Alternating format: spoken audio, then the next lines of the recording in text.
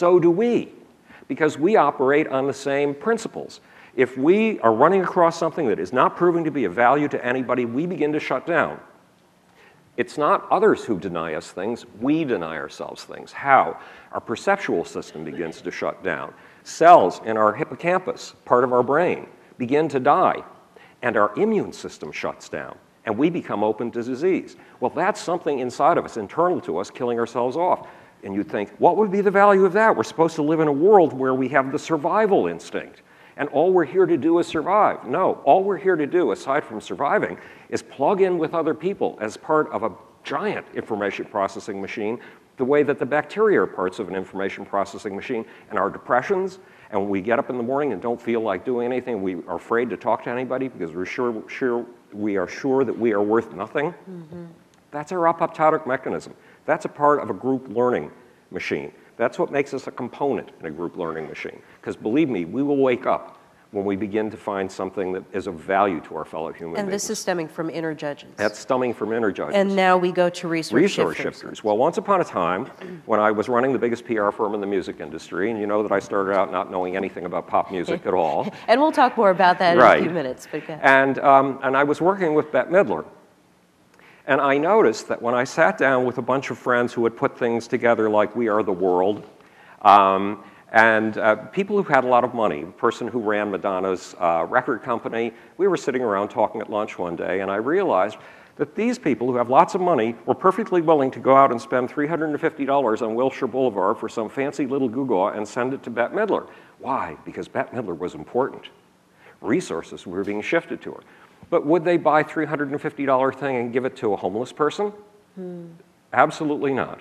So resource shifters are those things that make us pay attention to those who are succeeding. Attention is a huge resource.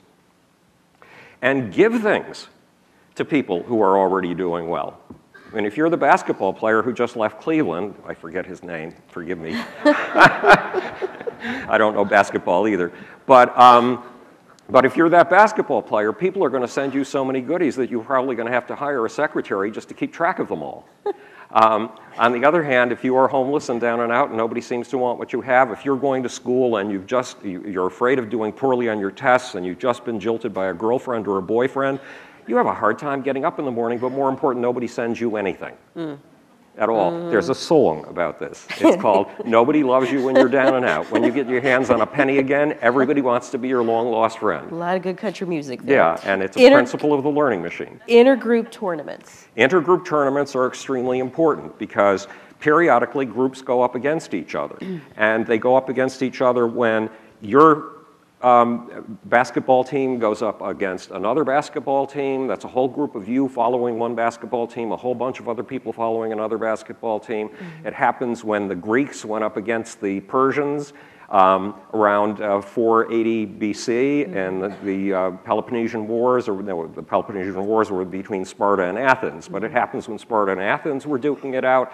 That happens all the time. And one of the reasons that Christopher Boehm, the head of the Jane Goodall Research Center, was kind enough to say that I was single-handedly making a revolution in science. There is an idea in science that we are only out for the sake of our selfish genes. And that idea couldn't be more wrong.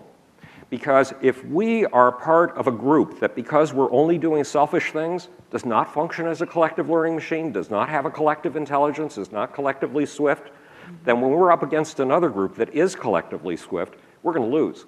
And you can see that today in the many, many indigenous cultures that have been around for a long, long time, but simply cannot compete with a culture that develops things like this, the cell phone, that develops ways of communicating much faster than we've ever communicated before. Those societies that are able to be nimblest, the quickest on their feet when it comes to brain work, and collective brain work is what we're talking about, those societies win big time. There's a flip side to global brain, though. Yes. We were talking about this backstage, and that is that, each generation seems to become more adept at connecting intellectually through emerging technologies. Right. And but where you see the benefits to emailing or texting, making that cell phone call, there are some people who believe that we are seriously suffering in the conventional personal connections. Right. Face to face, the basic act of touch. Right. What is your thinking on this? Well, I think touch is very, very fundamental to all of us, and we do need a hug and touch. The hug that you and I just gave each other, that's an important thing. It is an important thing. And I enjoyed it. yeah, I did too. So at any rate, so we'll move next door tomorrow. Deal. Right. So, but I think that point of view is wrong, because what tends to happen is a great many marginalized people who were shy and could not step out of their shell are suddenly finding that they have a home. And they're finding they have a home because even though they don't have a home in their own community, they can find a home in communities that are available to them online, that are available to them via email, that are available to them through their cell phone.